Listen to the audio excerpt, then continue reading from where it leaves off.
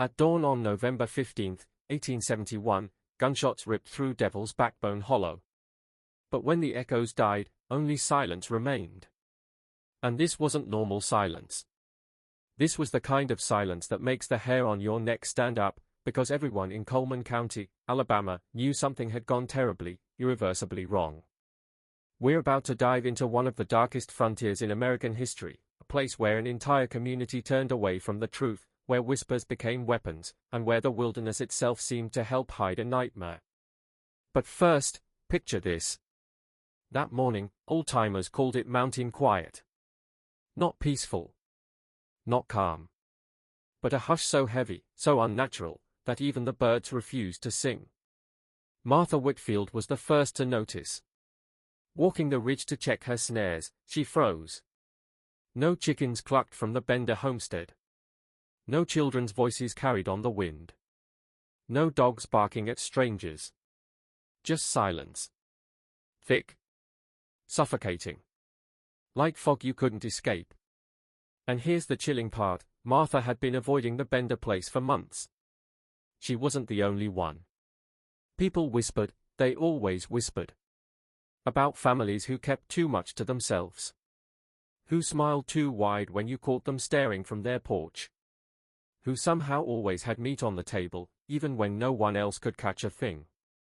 But in Devil's Backbone Hollow, whispers meant nothing. Survival here was about minding your own business. Which is exactly what everyone did, until it was too late. The Benders had only been in Coleman County for 3 years. Spring of 1868, they arrived out of nowhere. Ezra Bender, the patriarch, tall, gaunt, built like a split-rail fence, all sharp edges and weathered wood. His wife Elma kept her head down, her voice quiet, as if she wasn't allowed to exist outside his shadow. Then came the children. 4 of them. Ages 6 to 16. Pale as creek stones. Quiet as church mice. Watching. Always watching.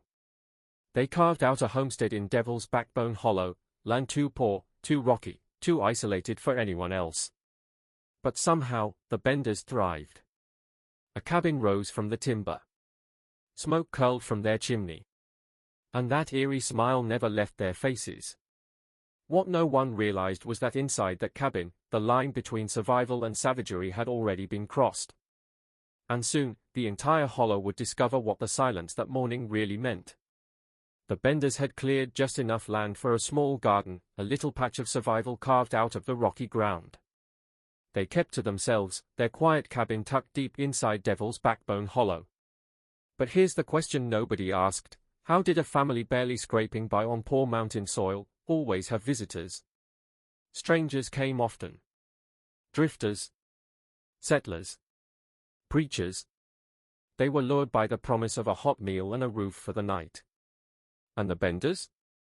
They welcomed them in with unnerving smiles, their reputation for hospitality spreading like wildfire across the mountain trails. Word got out that Alma's cooking was worth the detour, that Ezra charged fair prices for room and board. And yet, travelers who stopped at the Bender place had a terrifying habit: they never came back. Not all of them, that would have been too obvious, too suspicious. But enough that a chilling pattern formed. There was the peddler from Georgia who never made it to his next stop. A family of settlers whose wagon was found abandoned, floating empty 20 miles downstream. A circuit preacher who vanished between Sunday sermons. Every time, the excuses came quick and easy.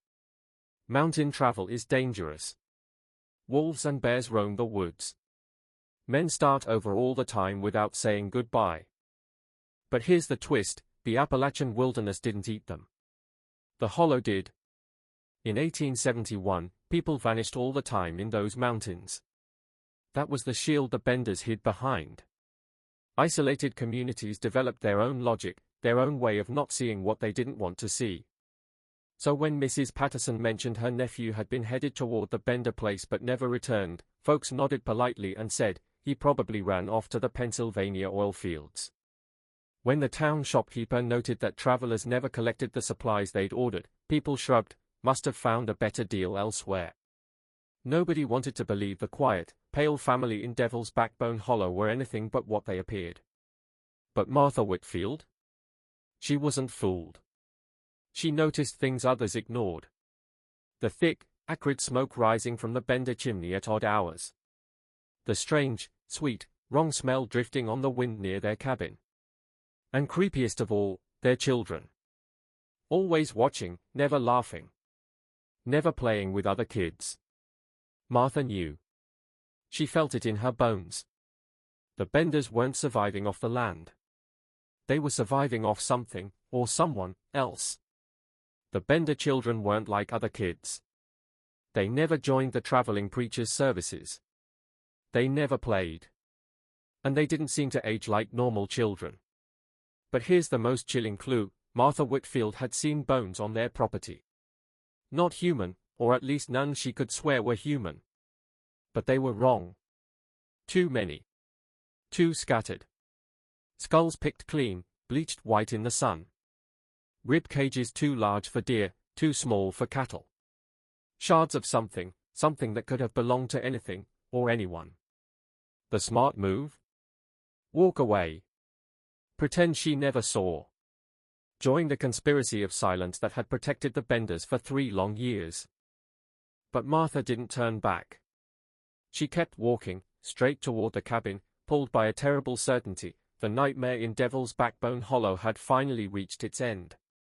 What she found there would prove her wrong. Some endings are really just beginnings. And in those mountains, secrets ran deeper than daylight could ever reach. Before I show you what Martha saw inside, tell me in the comments where you're watching from, and smash that like button if you've already felt the chill of this story. Trust me, you're gonna need it. Because what Martha uncovered inside that cabin would haunt Coleman County for generations. And the real horror? Not just what the Bender family had done, but how long their neighbors had let them do it. Martha's boots crunched on the frost-brittle leaves as she approached. Every step echoed like a gunshot in the mountain silence. The cabin loomed ahead, its open door swinging in the cold wind. She called out once, "Hello, the house." But her voice died instantly, swallowed by the same unnatural wrongness that had silenced the birds. The porch creaked beneath her. She noticed the boards had been scrubbed, recently, desperately. But no amount of scrubbing could erase the dark stains wedged deep between the planks. Inside, the scene looked almost normal at first. A wooden table set for breakfast. Chairs pulled back like someone had just left. A cast iron pot dangling over cold ashes in the fireplace. But Martha's eyes were sharp, sharpened by years of tracking wounded deer in the woods. And she noticed what no one else would. The walls. They weren't stained with cooking grease. They were spattered with something darker. Thicker. Redder. Blood. The floorboards were spotless, or at least they looked that way. But no amount of scrubbing could hide what was soaked into the cracks. Rust-colored stains ran between the wood-like veins. Blood veins. And then Martha saw it. On the table. A plate of cornbread, half-eaten, still warm, and strips of jerky. But this wasn't venison. The meat was pale. Too smooth. Too human. The Benders were gone, but their ghost wasn't. They had left behind evidence of their last guest, and he hadn't left on his own. In the corner, something caught her eye: a torn leather satchel, its guts spilled across the floor. Scattered letters addressed to Benjamin Hartwell of Decatur. A tintype photo of a young woman clutching her baby. A Bible, initials, BH, carved faintly inside. And under that, folded neat and careful, a bill of sale for farm equipment. Dated yesterday. Benjamin Hartwell wasn't just another traveler.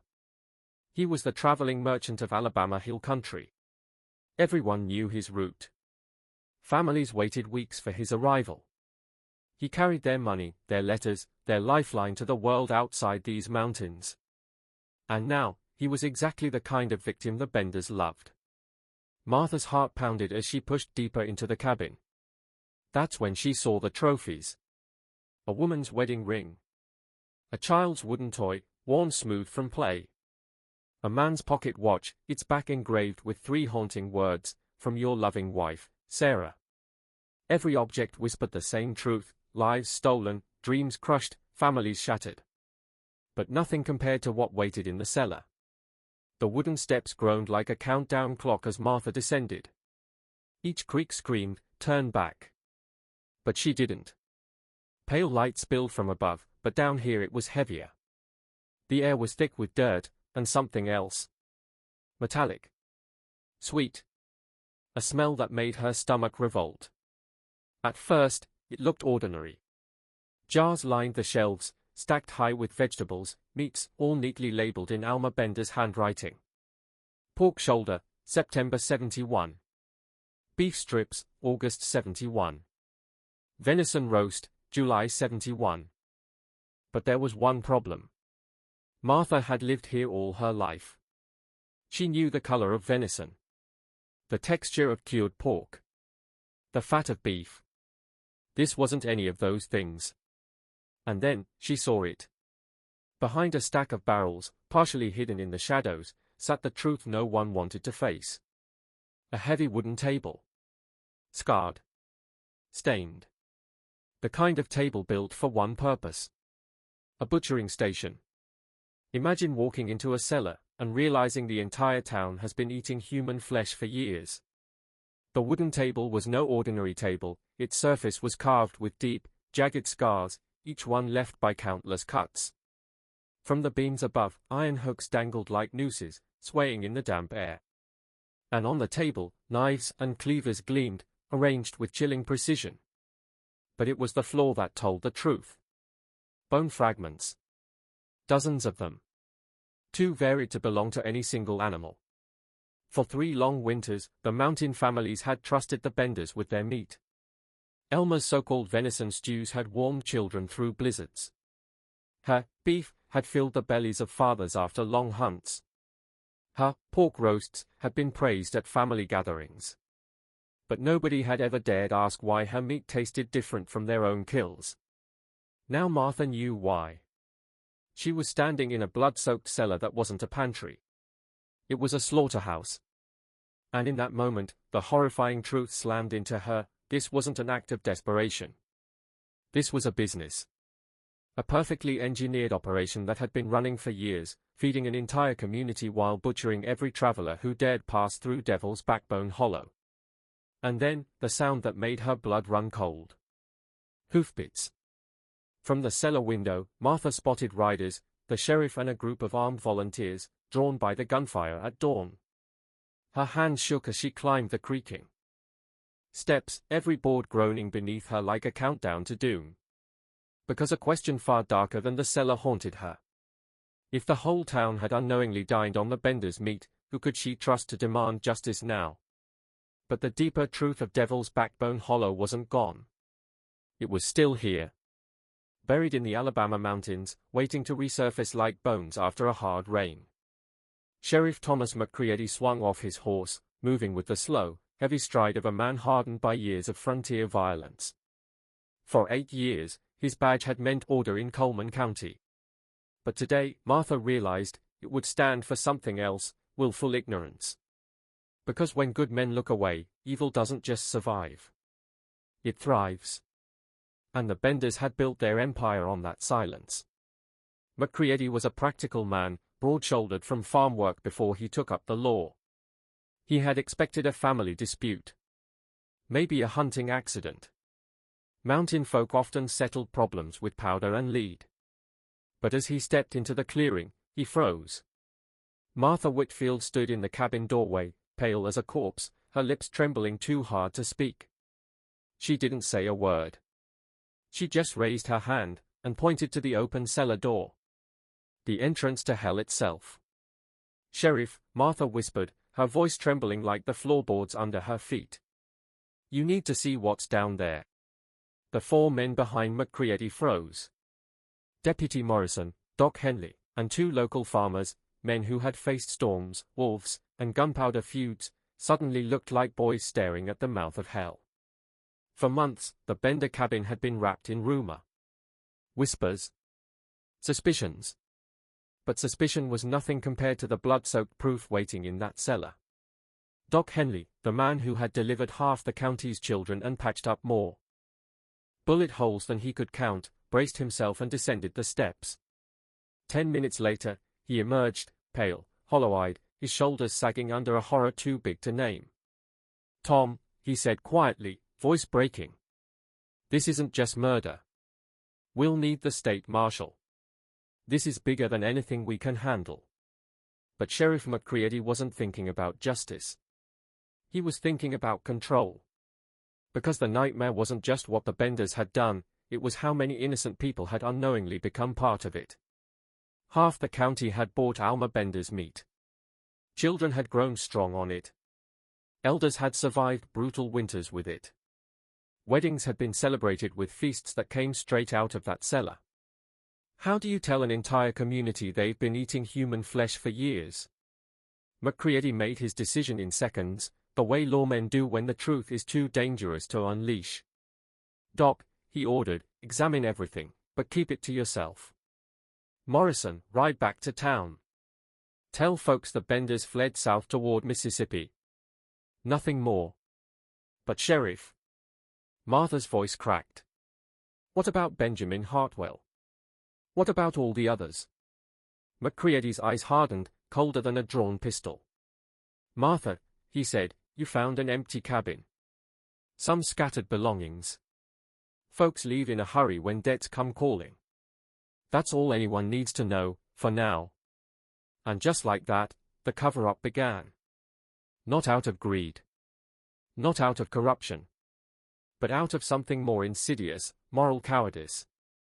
The kind that grips small towns when the truth is too unbearable to face. By sundown, the official story had been carved into stone. The Benders had abandoned their homestead under darkness. Any missing travelers? Victims of harsh terrain, not human predators. The people ate the lie because it was easier to swallow than the truth. But Doc Henley knew. That night, in the silence of his study, he opened a journal and began to write. His pen scratched across the page, recording every twisted, unspeakable thing he had seen in that cellar. Because some truths can't be buried. Not forever.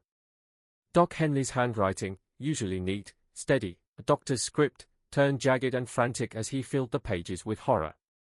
November 15, 1871. Examination of Bender property reveals extensive butchering operation. Human remains in various stages of processing. Estimated 12 to 15 victims. Ages, child to elderly. Flesh harvested, disguised as venison and pork, sold to the community. Names identified, Benjamin Hartwell, Sarah Collins, Timothy Walsh, Morrison children, and more. Every word was a dagger. The Benders weren't killers by desperation. They were running a business. A murder for-profit machine that fed an entire county without anyone knowing what was really on their plates. Henley sealed his notes in an envelope and locked them deep in his desk drawer. Like Sheriff McCready, he knew some truths were too dangerous to breathe into daylight. Meanwhile, the cover-up kicked into overdrive. Through the night, lanterns flickered in the hollow. McCready's men dismantled the nightmare piece by piece. The butcher's tools? Hurled into an abandoned mine. The jars of meat? Smashed and buried in a pit.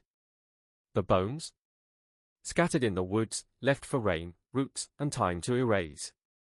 By sunrise, Devil's Backbone Hollow looked like nothing more than an abandoned farm, just another casualty of hard mountain living. But you can't bury memory. And the Benders had left behind one mistake, a mistake that would crack everything open. Hidden under a loose floorboard in the bedroom, Martha discovered a book. Alma Bender's diary.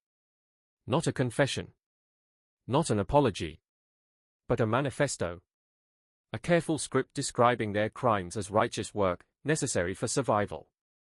That diary wouldn't stay hidden forever. One day, it would surface in the hands of someone who valued truth over silence, and when it did, the foundation of Coleman County would shake. But for now, the silence held. Good men, weak men, told themselves they were protecting their neighbors, sparing the children. What they didn't know was this: secrets don't stay buried in the mountains. They rise, like bones after a storm. What Martha pulled from beneath those floorboards would expose one of the darkest family secrets in American history. 3 weeks after Devil's Backbone Hollow was officially abandoned, Martha Whitfield marched back into that cabin with nothing but a lantern and a crowbar. Sheriff McCready's cleanup had been too perfect, too polished. Something wasn't right. If the Benders fled in panic, why was the cabin spotless? If they left voluntarily, why abandon valuables? And most damning of all, why had she found Benjamin Hartwell's torn satchel, but no Benjamin? Her lantern flickered as the crowbar groaned against old wood. Then, crack! From beneath the floorboards, Martha dragged out a package wrapped in oiled cloth, sealed against time. Inside was no treasure. No gold. It was Alma Bender's diary. And this wasn't just a diary. It was a playbook. A manifesto of horror.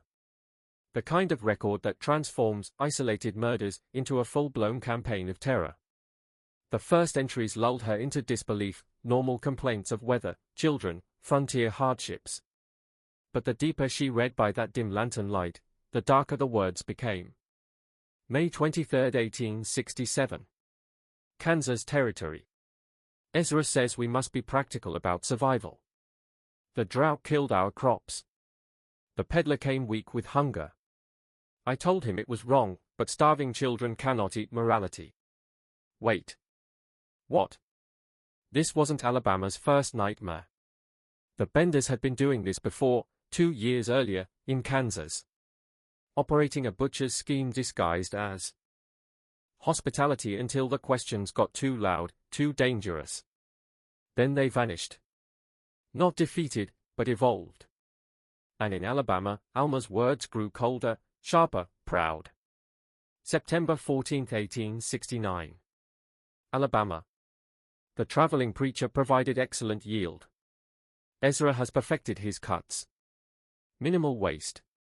Every page revealed not desperation, but craftsmanship. Precision.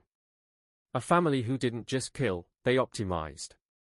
Martha's hands trembled as she realized, this wasn't madness. This was a system. A generational operation, perfected over years, hidden behind smiles, prayers, and supper tables. And the scariest part?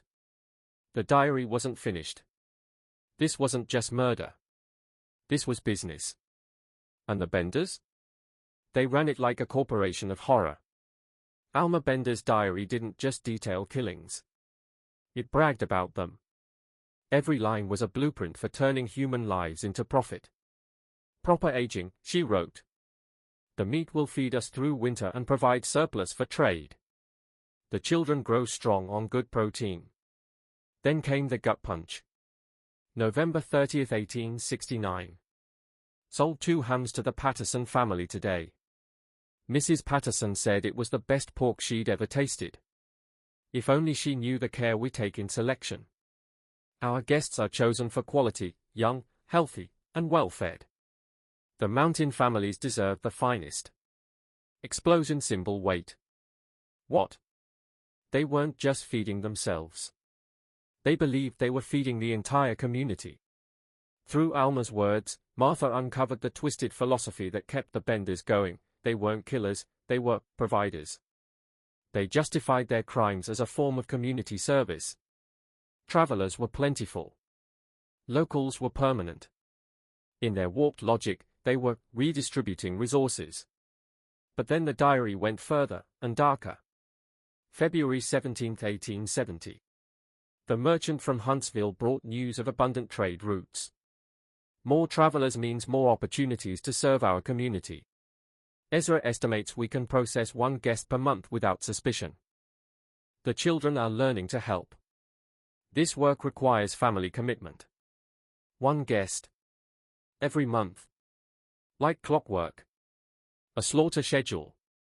The most chilling detail wasn't the blood, it was the business. The Benders built an empire of death. They advertised their hospitality at trading posts. They gained trust by handing out free venison at barn raisings. They even wrote letters to other butchering families across the frontier, trading tips like a killer's guild. And then came the entry that shattered Martha's sanity. August 12, 1870. Letter from cousin Wilhelm in Missouri confirms good harvest. 6 guests processed last month without incident. Railroad brings plenty more through. Our Alabama operation continues steady. 2 per month during travel season, 1 in winter. Quality remains high. Fire. This wasn't one cabin in Alabama. This wasn't one desperate family. It was a network. A nationwide web of frontier butchers. And the scariest part? The diary revealed exactly why the Benders abandoned Devil's Backbone Hollow. It wasn't panic. It wasn't debts. White right pointing backhand index. It was something far, far worse. What if I told you the Bender family didn't just kill for survival, they ran a multi-state cannibal empire, and the feds were closing in? The final entries of Alma Bender's diary were the smoking gun. November 10, 1871. Word from Kansas contacts: federal marshals are reviewing missing person reports across multiple territories. Our former neighbors near Cherry are under scrutiny. Ezra says we must relocate before attention turns south. The children are disappointed to leave their friends, but survival requires mobility. Police cars revolving light boom. There it was. Not panic. Not debts. Not chance. The Benders fled Alabama because the law was finally on their trail. As Martha read by guttering lamplight, her blood froze. Sheriff McCready hadn't covered up a desperate family's crimes, he'd buried evidence of an organized criminal enterprise. For years. Multiple states. Dozens of victims. And worst of all, there might be other families just like them, still out there, feeding communities that never suspected a thing. Martha slammed the diary shut with trembling hands. Devil's Backbone Hollow? Just one node in a dark web of killers. And the Benders? They weren't gone. They were moving, relocating, ready to strike again. Outside, storm clouds ripped across the Alabama mountains.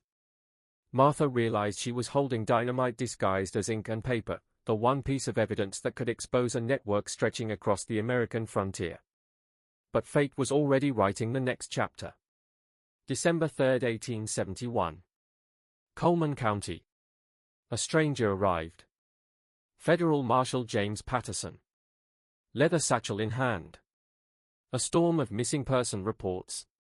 And a reputation for tearing through cover-ups like wildfire. This wasn't a small-town sheriff tied up in family loyalties. Patterson was cold, objective, unflinching. He owed no favors. He feared no man. And his investigation had been relentless. From Kansas to Missouri, through Arkansas, he had followed the trail of vanished travelers. Step by step. Name by name. Until the path led straight to Coleman County. White right pointing backhand index and straight into the cover-up McCready thought was buried forever. Because when federal power collides with local conspiracy, there's no telling how far ordinary people will go to protect themselves from extraordinary crimes. And the question wasn't if the truth would come out. It was how many bodies would have to surface first. Imagine if dozens of travelers vanished in the exact same towns, and nobody said a word. That's the pattern Patterson uncovered. Every report screamed the same formula. Remote cabins. Friendly hosts. Disappearances brushed off as accidents. And communities that, despite poverty, looked strangely well-fed. Sheriff McCready greeted Patterson at the courthouse with a fake smile polished by years of cover-ups. "Marshal, I wish I could help, but we've had remarkably little trouble here. Mountain. Travel is dangerous, of course, but our folks are law-abiding." Patterson didn't flinch. He spread a stack of missing person reports across McCready's desk like he was laying down cards in a deadly game. Benjamin Hartwell, merchant, last seen November 14th at your trading post, asking directions to Devil's Backbone Hollow.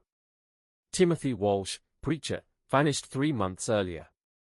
The Morrison family, 5 souls, 3 of them children, disappeared in August after traveling through your county. McCready swallowed hard. Like I said, Marshal, mountain travel is dangerous. Patterson's voice cut like steel. So I've been told, in every county from here to Kansas.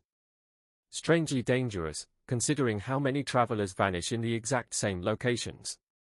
Police cars revolving light that very afternoon, Patterson mounted up with a federal team and rode into Devil's Backbone Hollow. What they found didn't look like an abandoned homestead, it looked like a stage scrubbed clean for an audience that wasn't supposed to notice. The cabin floors had been scoured raw. Walls whitewashed. The cellar swept spotless. But Patterson's men weren't locals, they were trained in cutting-edge investigative science. And the Benders had made mistakes. Traces of blood shimmered where no amount of soap could erase it. Deep scratches scarred the cellar floor, as though heavy bodies had been dragged across the planks. Soil outside was disturbed, like it had been dug and refilled in a hurry. Then came the twist that changed everything: Martha Whitfield. She'd been waiting for this exact moment, for someone who wasn't tangled in Coleman County's web of silence. She welcomed Patterson's team into her home, and laid Alma Bender's diary on the table. Patterson read it aloud by lantern light, each line heavier than the last. His face hardened with every word. This wasn't just murder. This wasn't just Alabama. The diary confirmed the unthinkable: the Benders were part of a multi-state criminal network.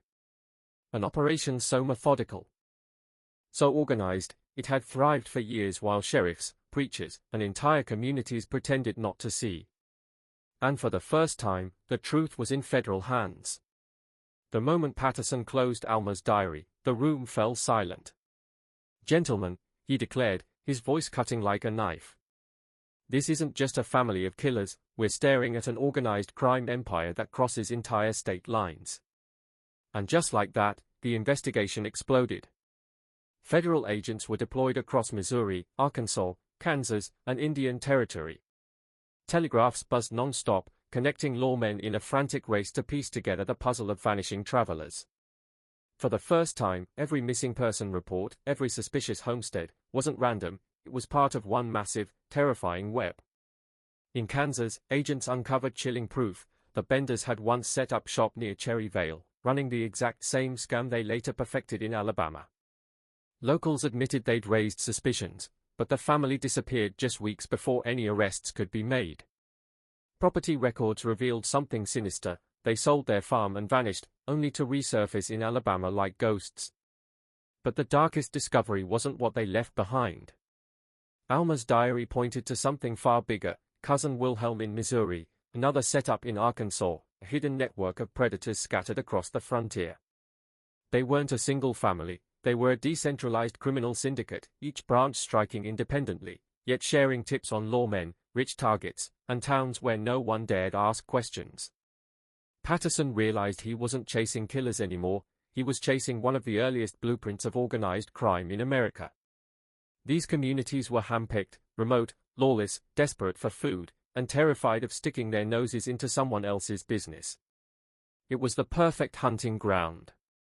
But then came the ultimate roadblock. Patterson could map the crimes, name the perpetrators, even reveal the system, yet true justice required local cooperation. And here was the horrifying truth: the very people of Coleman County weren't just innocent bystanders to the Benders' horrors. They had reasons, dark, selfish reasons, to stay silent. What if I told you an entire town accidentally ate human flesh, without even knowing it? The truth hit Patterson like a sledgehammer: the people of Coleman County weren't just bystanders, they were unwitting accomplices. Families had consumed the very evidence of the murders, passing it around their dinner tables like any other meal. But here's the nightmare: how do you put an entire community on trial for cannibalism they never knew they committed? Imagine being told the stew your mom served last winter was human. Patterson knew the fallout would be catastrophic. Children would grow up realizing their parents had fed them human flesh. Neighbors would never trust neighbors again. One revelation could rip the entire mountain community apart. Sheriff McCready laid it bare in a chilling private meeting: "You can chase the Benders all you want, Marshal. But if you tell the people what really happened, you won't just catch criminals. You'll destroy innocent families who never even knew they were victims. Justice or mercy?" Patterson had to choose, and the future of an entire region balanced on his decision. As winter storms slammed the Alabama mountains, Patterson's investigation pushed deeper into darkness. Every step forward felt like walking a razor's edge, catch the killers, and he risked unraveling the social fabric of the frontier.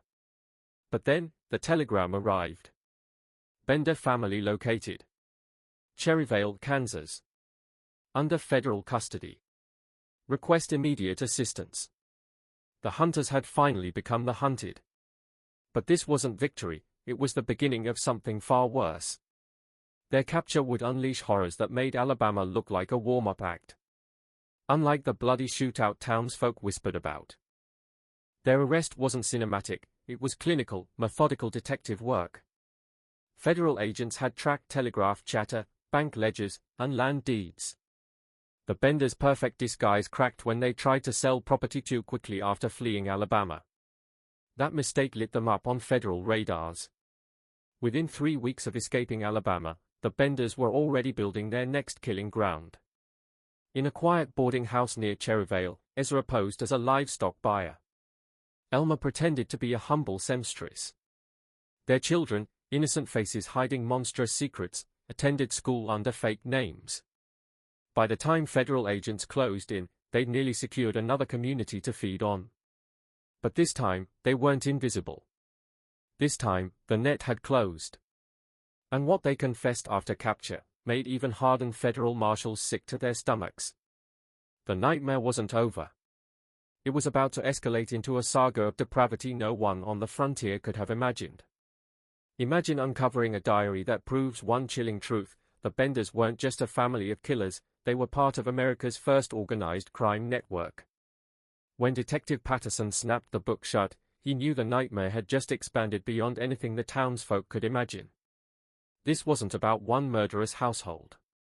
This was about a web of killers stretching across states, trading secrets, and perfecting ways to make travelers vanish without a trace. Federal agents rushed into action, telegrams flying, counties buzzing with warnings, investigators combing Missouri, Arkansas, Kansas, and Indian Territory. For the first time, every scattered disappearance began to line up like pieces of a monstrous puzzle. In Kansas, they found proof. The Benders had pulled the same gruesome tricks near Cherryvale before escaping just 3 weeks ahead of arrest. Records showed they'd sold their farm and resurfaced in Alabama, ready to strike again. But the diary revealed something even darker: references to Cousin Wilhelm in Missouri and parallel operations in Arkansas. This wasn't one family. It was a network of predators, adapting to the lawless edges of frontier America. These killers thrived where law was weak, where hunger made free meals tempting, and where suspicion of outsiders kept communities silent. They knew how to exploit isolation, poverty, and trust. And yet Patterson faced an impossible obstacle. He could map the crimes, name the killers, even follow their trails, but bringing them to justice required towns willing to stand against them. And in places like Coleman County, silence wasn't just survival, it was complicity. The question hung in the air like a noose: how do you destroy a criminal empire when the very people you're protecting refuse to speak? High voltage sign: what if I told you America's first organized crime syndicate wasn't in New York, but hidden in the mountains, feeding families human flesh? High voltage sign. Federal agents were closing in, and Patterson was racing north on the first train out. In his hands, Alma Bender's diary, pages of secrets that could blow the lid off a killing network spanning half the frontier. He wasn't just chasing killers anymore. He was chasing the truth. When Patterson stepped into the Kansas courthouse, he expected resistance. What he got was Ezra Bender, calm, cold, and terrifyingly proud of what he'd done. Ezra didn't flinch. He leaned forward like a businessman giving a sales pitch. Healthy travelers gave us the best yield. Families with children? Too messy. Single men with no connections? Perfect stock. Wait, what? He wasn't confessing to murder. He was bragging about inventory management. And then he dropped the real bomb. Alabama wasn't the beginning. It wasn't even close. Under pressure, Ezra started naming names: Cousin Wilhelm in Missouri, running his own death house with 3 sons. The Dvorak family in Arkansas, carving through 23 victims before skipping west to Texas. Each confession was like a domino falling, revealing something no one had dared to imagine. This wasn't a family of killers, it was an underground franchise. Even worse, they weren't sloppy. They had a system. Coded letters hidden in sermons. Messages carried by circuit preachers and traveling merchants. Each group sharing survival hacks, how to dodge law enforcement, where to hunt, how to pick the next target. When one operation got too hot, the others stepped in, moving them, hiding them, keeping the killing machine alive. This was frontier America's first mafia, families scattered across states, bound together by hunger, profit, and silence. Ezra kept talking, oblivious to the fact that every word sealed his fate. He spoke proudly of Wilhelm's preservation tricks. Of how the Dvořáks perfected their guest handling. Like they weren't running slaughterhouses, but perfecting a craft. And Patterson realized, with a chill running down his spine, this wasn't just a case. This was a war against an invisible empire.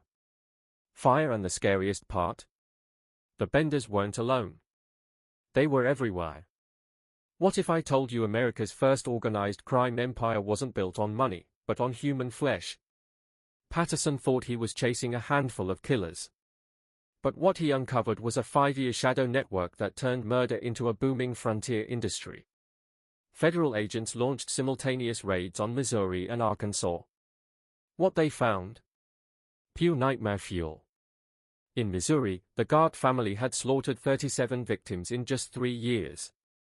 Their cellar wasn't a hiding spot, it was a butcher shop, stacked with industrial-scale preservation equipment. This wasn't desperation, this was mass production. But Arkansas was even worse. The Dvořák clan had infiltrated 3 entire communities, rotating towns like salesmen to keep suspicion low. They had a crude early warning system, traveling spies who shadowed law enforcement across the frontier. These weren't backwoods killers, this was a criminal operation years ahead of its time. And then came the letter that changed everything. Inside Wilhelm Gart's papers, agents found proof that the network was expanding west. The plan? California. Oregon. Gold rush mining camps. Railroad towns. Populations with cash, no law, and endless victims. The Bender Empire wasn't crumbling.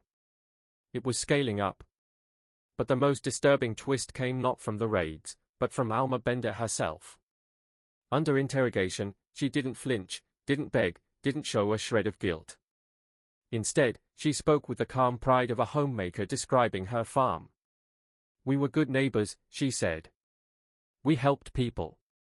We fed hungry children. When travelers stopped at our place, they served a purpose, even after they died." Wait, what? This wasn't madness. This wasn't desperation. This was systematic murder disguised as community service. A psychological adaptation so twisted, federal investigators had never seen anything like it before. And in that moment, Patterson realized, he wasn't just documenting killers. He was staring into the origins of organized evil in America. Imagine walking into a courtroom, and the first thing you see are jars of human flesh. March 15, 1872. Topeka, Kansas. The courthouse was packed to bursting, reporters scribbling, vendors hawking lurid pamphlets, sketch artists capturing every chilling detail. This wasn't just another trial. This was the moment America came face to face with its darkest frontier secret. The prosecution called it the Cannibal Network trial. And at the center sat the Bender family, calm, composed, terrifyingly ordinary.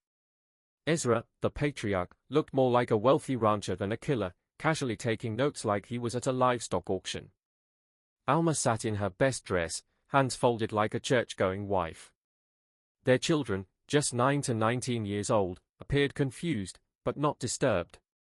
And that's when federal attorney General George Williams, who had traveled all the way from Washington just for this, dropped his opening bombshell. He revealed evidence so horrifying it froze the entire room, jars of preserved human meat collected from the Bender Network cellars. The silence that followed was suffocating. But this wasn't just about murder. Williams told the jury this case would define how America fought organized crime. For the first time in history, the frontier was learning that evil didn't just wear masks, it wore aprons, smiles, and the disguise of good neighbors. For 3 weeks, testimony poured in. Survivors spoke of kindly hosts who offered food and shelter, never knowing it was their last meal. Federal agents recounted secret raids, letters outlining expansion plans to California and Oregon, and the industrial-scale killing hidden behind the mask of family farming. Every word was another nail in the coffin of the frontier's innocence. The trial forced America to confront a horrifying question: if murder could become a business, how many other smiling families might be hiding monsters beneath their roofs? By the time the final witness stepped down, the courtroom was no longer watching a trial. They were staring into the birth of organized evil on American soil. And as the verdict loomed, one truth became clear: when hospitality is just a mask, justice must rip it away, no matter what horrors are hiding underneath. What if I told you an entire family turned murder into a business, and kept it running for over 5 years? The courtroom fell silent as Federal Attorney General George Williams slammed jars of preserved meat, blood-stained tools, and diaries onto the evidence table.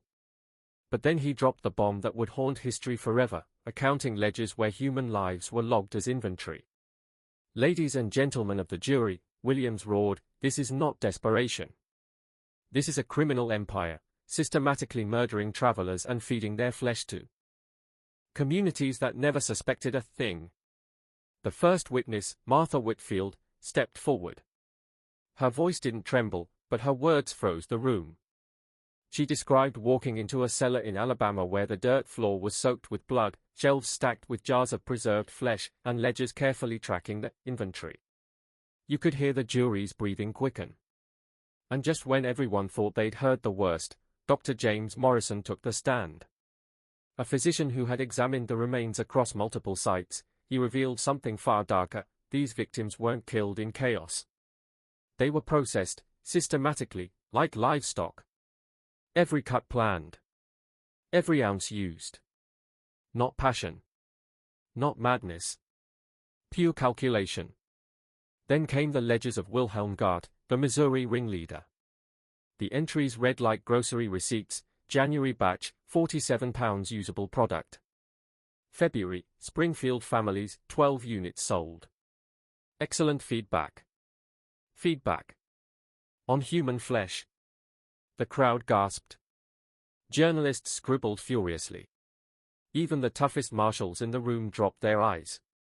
But the knockout punch came from inside the network itself. Thomas Kellerman, a merchant who once unknowingly carried letters for the killers, turned state's witness. His testimony shattered any illusion that this was random murder.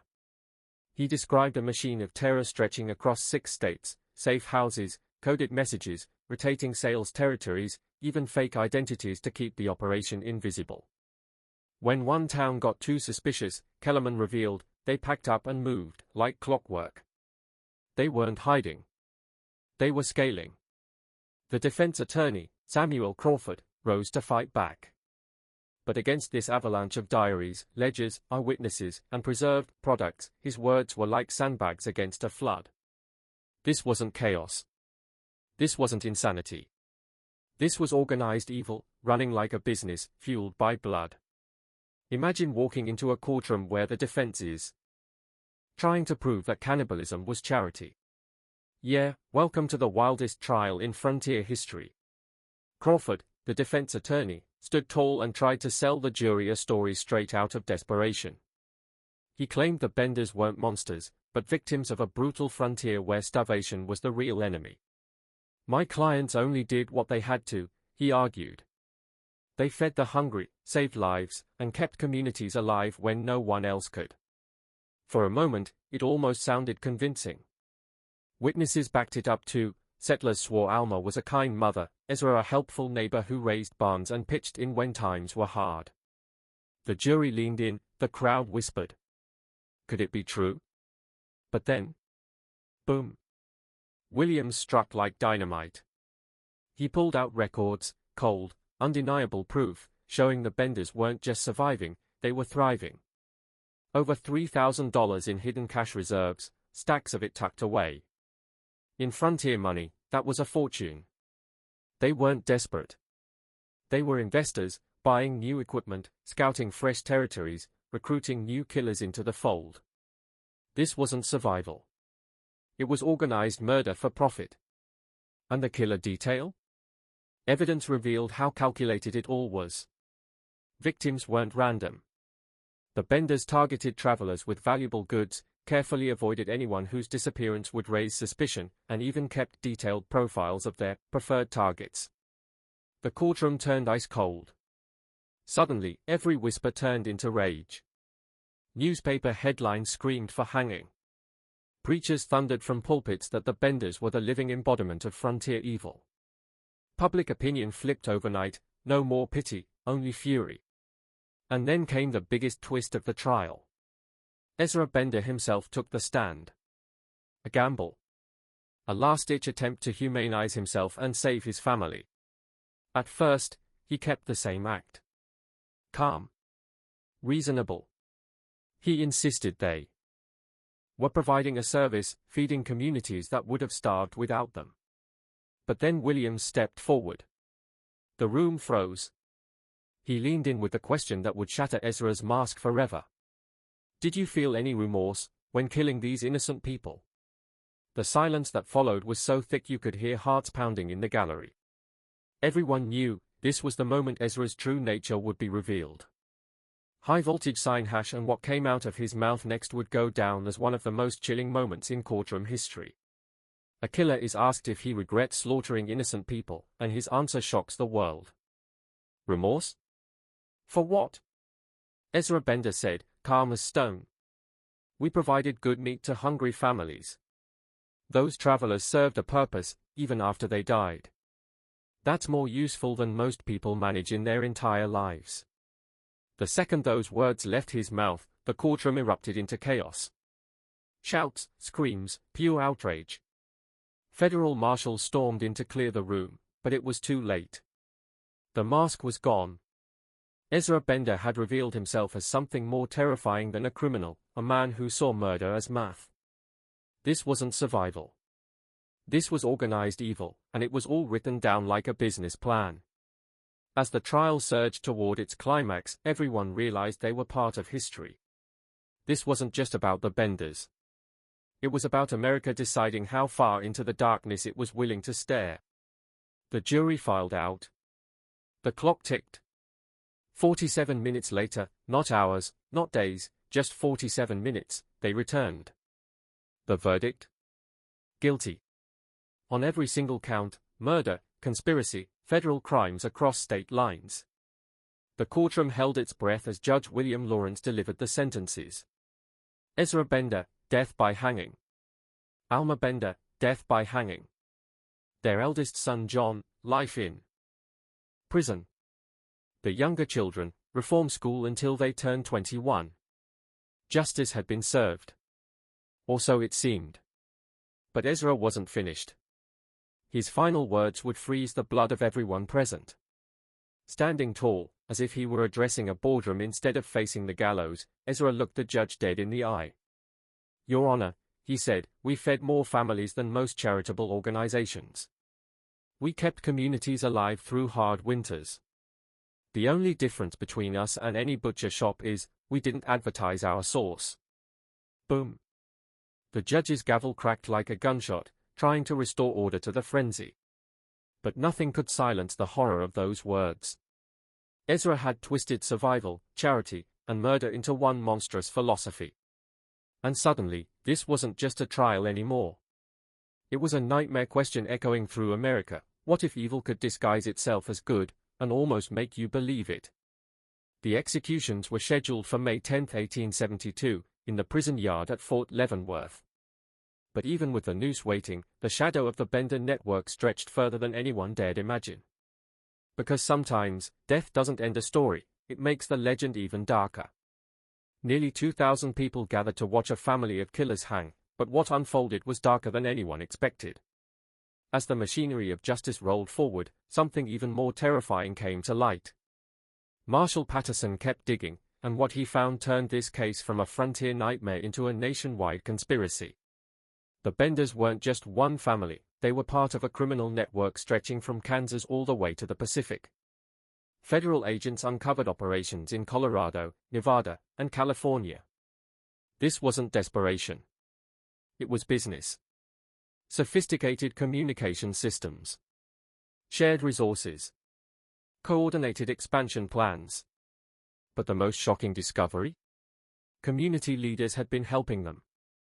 Merchants, postmasters, even law enforcement officials, not killing directly, but feeding the machine. Selling out travelers in exchange for cheap meat. The line between killers and neighbors blurred into corruption so deep it shook the frontier's foundation. Then came May 10, 1872. The crowd outside Fort Leavenworth swelled to nearly 2,000 people. Victims' families, survivors, and morbid curiosity seekers all packed together to watch justice, or vengeance, take its final breath. Alma Bender went first. Calm. Cold. But just before the trapdoor dropped, she shouted to the crowd, "We were good neighbors. We helped people." Her voice was cut short in an instant. Then came Ezra. And what happened next would be burned into American memory.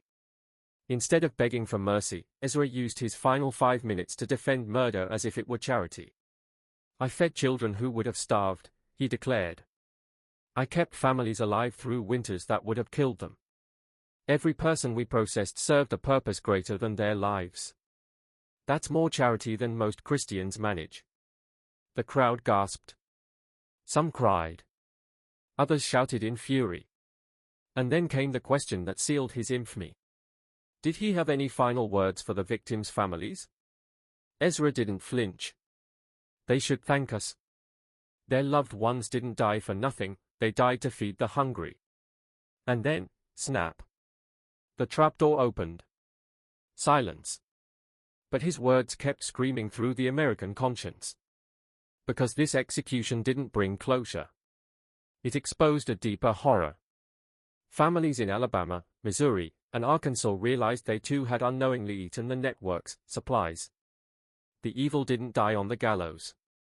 It lived on in whispers, fear, and the chilling truth that ordinary people had played along.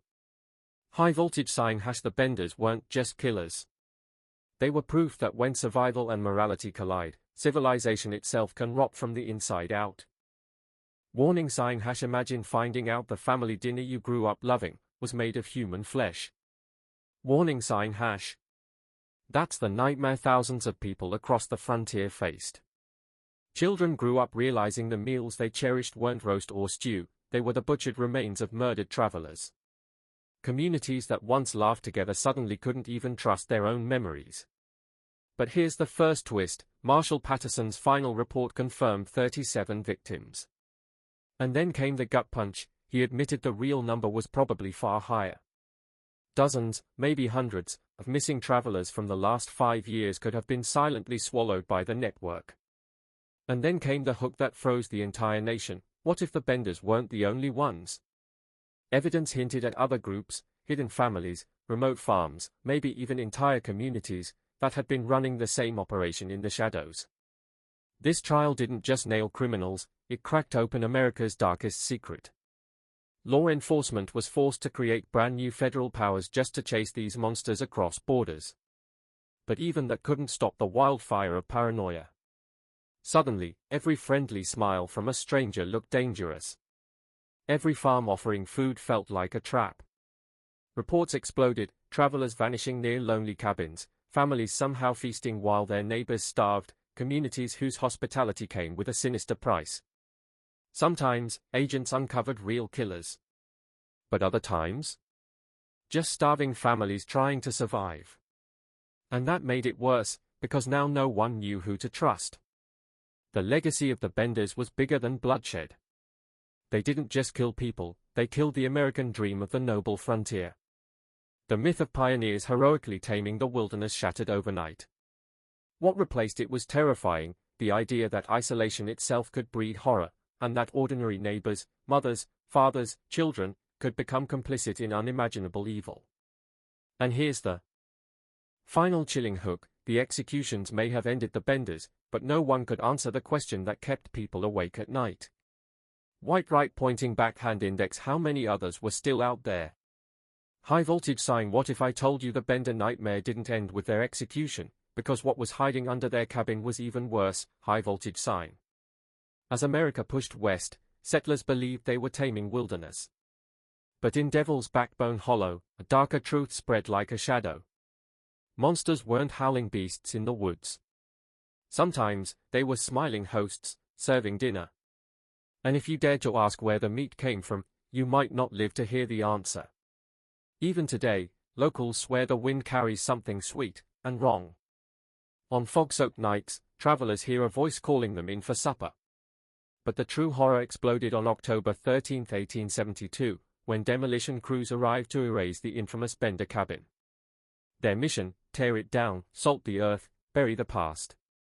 But what they found beneath the foundation changed everything.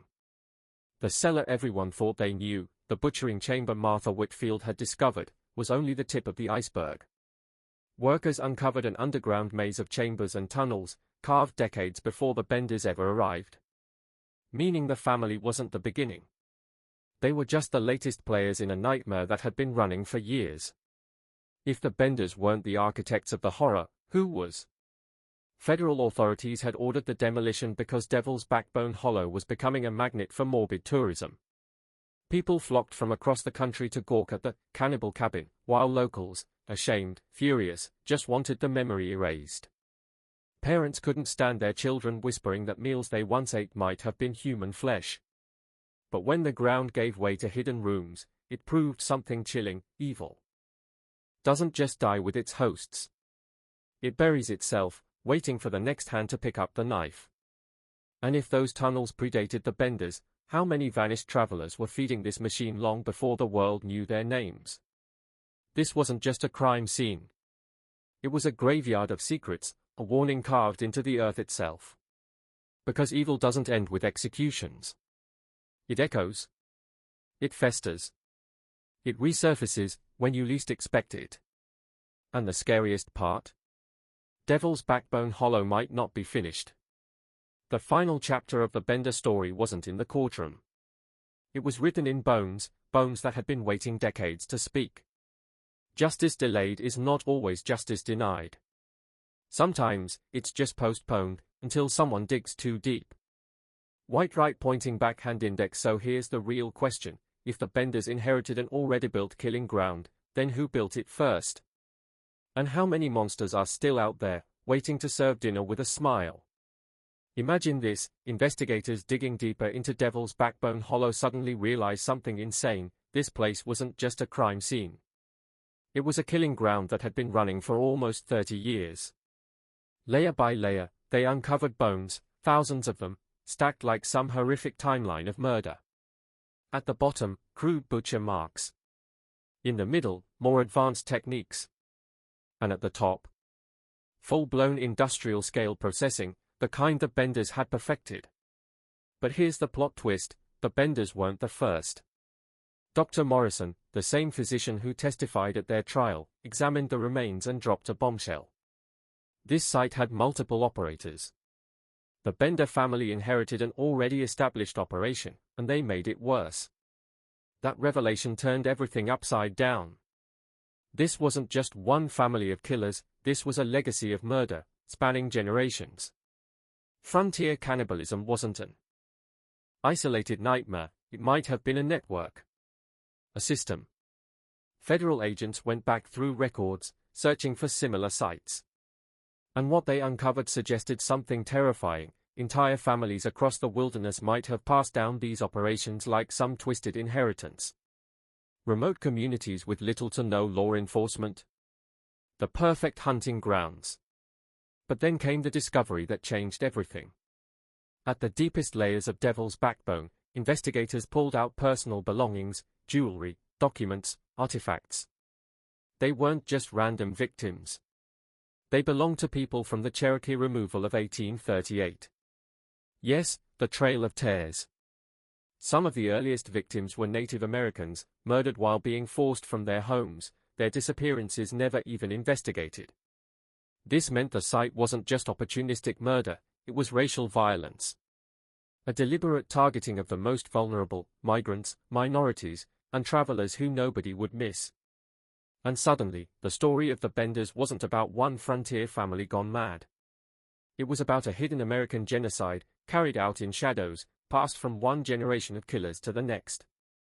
Imagine digging into the frozen ground of Devil's Backbone Hollow in the winter of 1872, and realizing this wasn't just a crime scene. It was a slaughterhouse that had been running for 30 years straight. By the time investigators finished counting, the conservative estimate was over 100 victims. That's not just a serial killing, that's one of the largest murder sites in American history. And these weren't random disappearances. The bones told a horrifying story. Cherokee families driven from their homelands. Freed slaves chasing a new beginning. Immigrants chasing the dream of a farm. Preachers. Teachers. Merchants. Entire families. All lured in by the promise of shelter, only to be butchered in the night. Weapon. But here's the twist, when federal authorities realized the scale of what official reports admitted, some additional remains had been found, but the truth, the full body count, the generational scale of horror? Locked away. The site was declared a federal investigation zone. Access restricted. Evidence sealed in archives. They didn't want the world to know that the frontier wasn't just dangerous because of wild animals or outlaws, but because entire communities were complicit in systematic cannibalism. But secrets don't stay buried. Local families whispered what they'd seen. Federal agents who had been there leaked fragments of the truth. Survivors of nearby towns told their children what really happened in Devil's Backbone Hollow. By the time America entered the 20th century, the story of the Benders had been scrubbed down to a harmless footnote. Textbooks called it a curious case of frontier crime. The truth, the calculated murder of over 100 men, women, and children, was erased from history. But the ground of Devil's Backbone never forgot.